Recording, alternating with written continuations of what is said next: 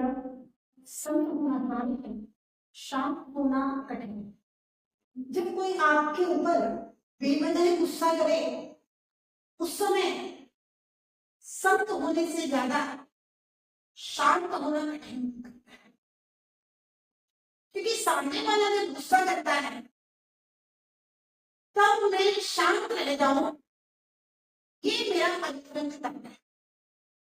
और मेरा संत बनना केवल वस्त्र पहन लेना अथवा श्वेत वस्त्र पहन लेना अथवा वस्त्रों का भी त्याग करके पीछे का बंडल ले लेना, ये शरीर की क्रिया है, परिणत का तप है। लेकिन शांत रहना ये अंतरंग का तप है और अंतरंग की प्रक्रिया है। परिणत में वेश को परिवर्तन करना, परिणत की क्रियाओं को परिवर्तन करना सरल हुआ करता है, लेकिन अंतरंग में भावनाओं की विशुद्धि करना ये बहुत कठिन हुआ। एक व्यक्ति ने प्रश्न किया कि मैं संत बनूं या मैं शादी करूं।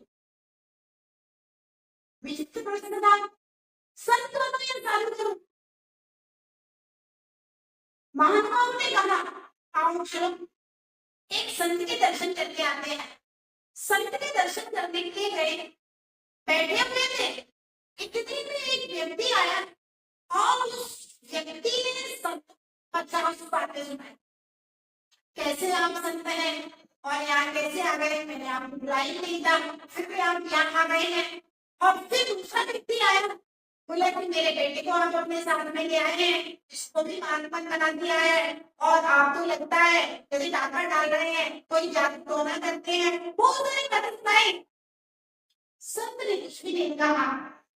वो एक पुस्तक पढ़ रहे थे, शांति से पढ़ते रहे। सामने वाले को गुस्सा आया और 4 बातें सुनाई, फिर भी वो एकदम शांति से बैठ करके पता नहीं कोई मंत्र जाप करने लगे। और वह व्यक्ति गुस्सा कर करके 100 बातें सुना करके चला गया, दूसरा भी गुस्सा करके चला गया। संत एकदम अपनी शांत मुद्रा में विराजमान थे। इतने में एक दूसरा व्यक्ति आता है, वह सुंदर सा आरती का थाल सजा करके आता है, संत को प्रणाम करता है, उनकी बहुत प्रशंसा करता है। हे भगवान, आपकी ही कृपा है कि मेरा तो जीवन भी बदल गया। मैं कितना परेशान था, कितना दुखी था, जब से आपका आशीर्वाद मिला है और तब से मैं बहुत प्रसन्न और बहुत खुश हूँ। मुझे तो लगता है सारे दिन आपकी कृपा से बदल गए हैं। और फिर वह संत की आरतियां गाता है, लेकिन संत तब भी शांति से अपनी पुस्तक पढ़ रहे थे और शांति से बैठ करके उसको आशीष दिया।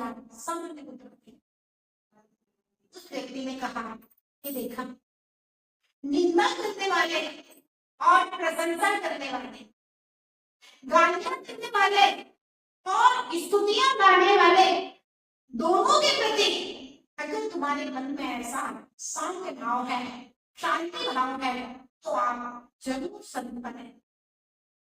और फिर देखते हैं एक पति पत्नी दोनों साथ में बैठे हुए थे कि पति ने कहा कि एक दीपक लेकर के आओ। दिन का उजाला था, दोपहर के 12 बज रहे थे। पत्नी बिना किसी पूछताछ के, बिना किसी सवाल किए दीपक जला करके लाके रख देती है। और फिर पत्नी जब दूध लेकर के आती है, तब दूध में आज शक्कर के बदल डिब्बे से नमक डल गया था। पति पीता है और उसके बाद बहुत अच्छा दूध है। इस व्यक्ति ने कहा कि अगर पति पत्नी में ऐसा एडजस्टमेंट है कि पत्नी ने दिन के उजाले में दीपक मंगाया पति ने, तो पत्नी ने जवाब सवाल नहीं किया।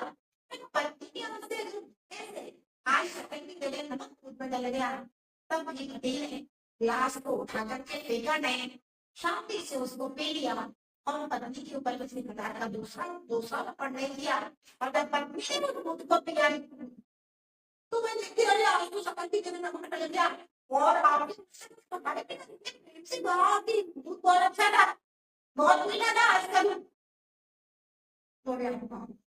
अगर इतनी शांति है, पति पत्नी के अंदर ऐसा एडजस्टमेंट है, एक दूसरे की गलतियों एक दूसरे की गलतियों के प्रति अगर एक दूसरे के प्रति बांटा-बांटी ना करके प्रेम से अगर एडजस्टमेंट हो जाए, जो हम कर सकते हैं, एक दूसरे के लिए स्वीकार हो जाए, तो शादी करना भी श्रेयस्कर हो सकता है।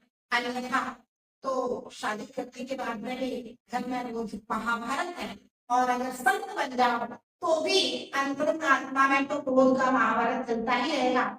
इसलिए चाहे संत बनो, चाहे शादी करो, शांत रहना जीवन में बहुत जरूरी है, क्योंकि शांत रहने से ही पाप कर्म कटता है, और क्रोध करने से पाप कर्म बनता है। और जब आप शांत रहते हैं तो ध्वज बन जाया करता है, और जब आप शांत रहते हैं तो दिशा और सर दोना मोक्ष जैसा आनंद मिला करता है। और ध्यान रहे, जो शांत रहता है तम शांत को धारण करने वाला सर्प एक दिन सिद्ध परमात्मा बन जाता है, और घर गृहस्थी में शांत रहने वाले गृहस्थ स्वर्ग के देवी देवता होते हैं। इसलिए ध्यान रहे, जब भी गुस्सा आए जीवन में, क्रोध के कारण उत्पन्न हो, तब हम शांत रहने का प्रयास करें। और एक बहुत अच्छा मूल मंत्र महामंत्र आज हम आपको दे रहे हैं। जब भी कोई आपके ऊपर बेवजह गुस्सा करे, बेवजह नाराज हो, तो उस समय ओम शांति,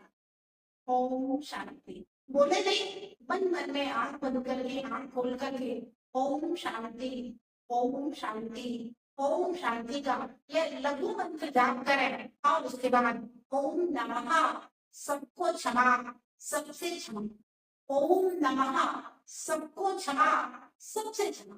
बस ये जो महामंत्र है, ये आप अपने जीवन में अपना करके देखें। जब भी कोई आपसे गुस्सा करे उस समय ओम शांति, ओम नमः सबसे क्षमा, सबको क्षमा, ओम शांति, ओम नमः सबको क्षमा, सबसे क्षमा, इस मूल मंत्र का जाप करें, चिंतन करें, मनन करें, क्योंकि यह ओंकार जो है प्रणव मंत्र है, मन को शांत करने वाला है। और जब इस प्रणव मंत्र को हम नमस्कार करते हैं, ओम नमः बोलकर के शांति की कल्पना से जब हम नमस्कार करते हैं, सबके प्रति क्षमा करते हैं, सबसे क्षमा मांगते हैं, और इस मंत्र को जब बार बार दोहराते हैं, तो हमारा मन एकदम शांत होता है, और मुझे शांति का एहसास होता है। आप इसको एक बार प्रयोग करके अवश्य देखें। जय गुरु महावीर भगवान की जय।